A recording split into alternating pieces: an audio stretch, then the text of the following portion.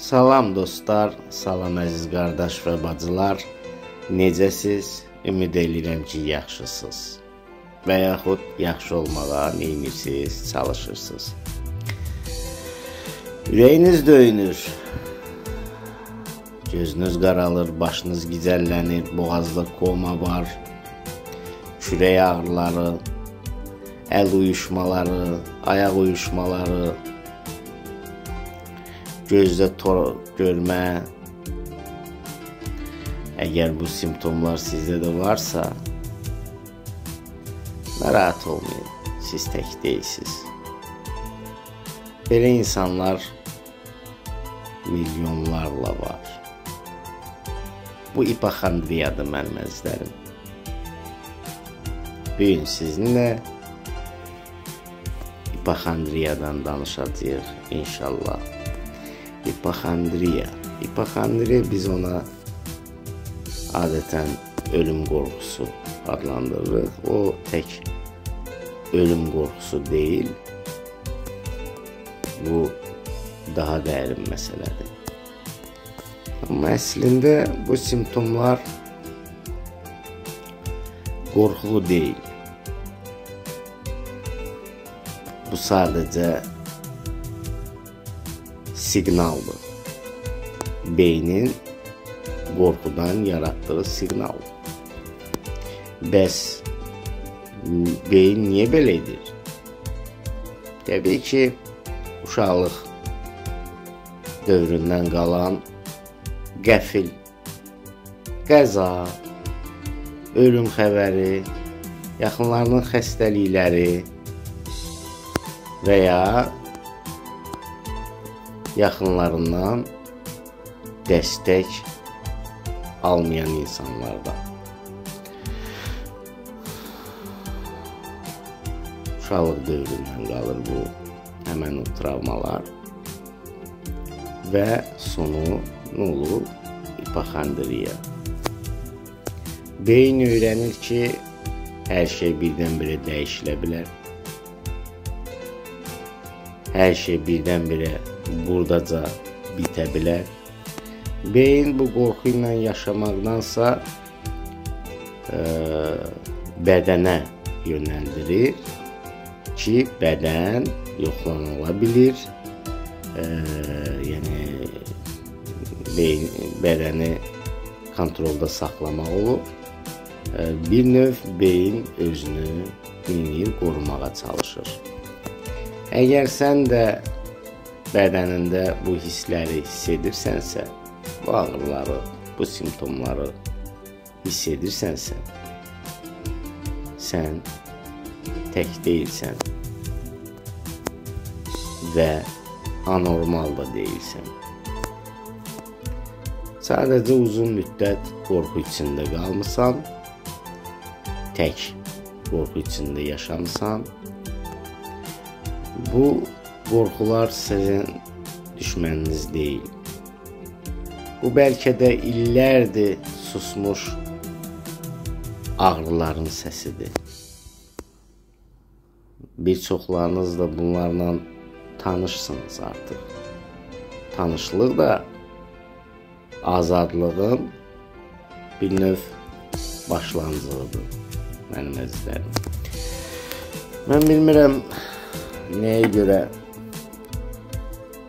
həkimlər postoyanı panik atakdan danışır. Panik atak normal proyevleniyadır. Yəni adrenalinin əzələlərə çoxaltması, qanı çoxaltması.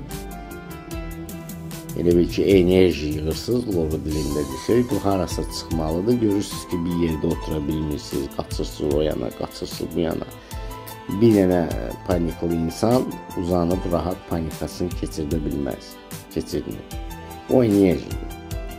Siz onu bilsəz ki, necə çıxartmaq lazımdır. 5 dəqiqə onu çıxardarsınız. Panik atak boş şeylərdir. Onun arxasında nələr durur? Təşviş, həyəcan, düşüncə pozğunluqları anlatabildimmi? Bunlarla əsas işləmək lazımdır. bütün hallarda bu xəstəliyin çarəsi var. Yetər ki, düzgün yanaşasınız, səbirli olasınız, səbirlə. Anlatabildim mi? Qarışdırmayasınız heç bir şeyi. Bilirsiniz, bəzən görürsünüz ki, işləyirik biz insanlarla. Biz bunu araşdırırıq ki, əsas kökü nədir? Amma bunu incidən kök deyil. Əslində kökdür. Bu asozunla deyil, özü bilmir. Anlatabildim mi? Özü onun fərqində deyil. Onu narahat edən bəzilərini simptomlardır, bəzilərini simptomlar, onu da deyim sizə, ipoxonlarda səbəbsiz də ola bilər. Yəni, düşüncə pozğunluğu yoxdur orada. Sadəcə səbəbsiz yeri ola bilər. Vegetativ sistemimiz boy verir, reaksiyası elədir. Onunla da işləmək olar. Amma düşüncə pozğunluğu tam başqa bir şeydir. Düşüncə pozğunluğu insanlar o qədər xırda-xuruş düşüncələr var ki, məsələn, OKB-şniklarda avtomatik o qədər düşüncələr var ki, bunlar bilmirlər hansından yapışsınlar, hansını buraxsınlar, hansını. Hər şey narahat edir bunları, anlatabildim mi? Biz onun kökünü axtarırıq. Amma görürsünüz ki, bu qarışdırır, bir dəqiqənin içində bunu da deyir, bu fikrində deyir, o fikrində deyir, o fikrində deyir, hamısını birdən istəyir ki, bu həll olunsun. Bu mümkünsüzdür, mənim əzizlərim. Bu etap-etap olunan şeylərdir, bu vaxt tələb edir, səbir tələb edir. Mən başa düşürəm, siz tez bir zamanda ayağa qalxmaq istəyirsiniz, amma bu çox incə bir işlərdir, çox incə yanaşmaq lazımdır. Köklü yanaşmaq lazımdır və bunun kökündən həll eləyəndə o avtomatik düşüncələr artıq əhəmiyyətini itirir. Və yaxud biz öyrədirik psixoterapiyada ABC sxemi ilə siz artıq o avtomatik düşüncələrinizi özünüz idarə edəcəksiniz. Bir müddət bunu eləyirsiniz, sonra beyin onu öyrəşir, anlatabildim mi? Sonra hər bir olayı, hər bir düşüncəni yerindəcə boğur. Yerindəcə özü həll edir. Eləyə bilmirsə də atır o yana lazımsız kimi. Anlatabildim mi? Beyni elə öyrəşdirmək mümkündür. Və yaxud səhər yuxudan durursunuz, görürsünüz ki, narahatsınız, həyəcanla durmuşsunuz. Bu beyni elə öyrəşdirmək olar ki, səhər duran kimi elə bir ki, başlayır axtarmağa. Poisk verirsiniz.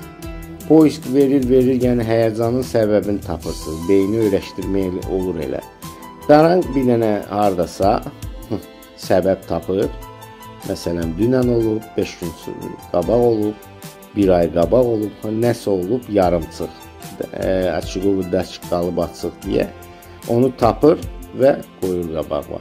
Bunu mümkündür. Onu qoyur qabağa, baxırsan, bu əhəmiyyətsiz bir şeydir kəşf. Çox olur elə şeylər.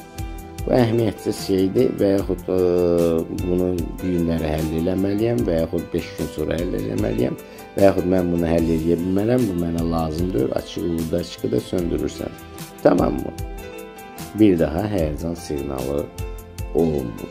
Yəni, beyni bu cürünə öyrəşdirmək mümkündür mənim əzizlərim. Hər bir şey mümkündür. Bəzən psixiatrları, psixoterapevtləri xəstələr bir təhər baxırlar. Çünki biz məcburuq, elə suallar var, sual veririk. Məsələn, sizə mənasız gələ bilər və yaxud hansısa cavabı almaqdan ötəri mənasız gələ bilər. Düşünərsiniz ki, bunu nə danışır? Mən öz hayımdayam, mənə cürbəcür suallar verir, amma əslində elə deyil mənim əzizlərim. Siz səbir eləsəniz, görəcəksiniz ki, etap-etap, detal gətirib çıxırıq kökünə. Anlatabildim mi? Həmən o kökü söndürürük, siz rahatlaşırsınız. Kognitiv terapiyanın əsas məqsədi budur, mənim əzizlərim. Özünüzə yaxşı baxın. Hadi. Gələn görüşlərə dək öpürəm, bağrıma basıram, səbirli olun, təmkinli olun.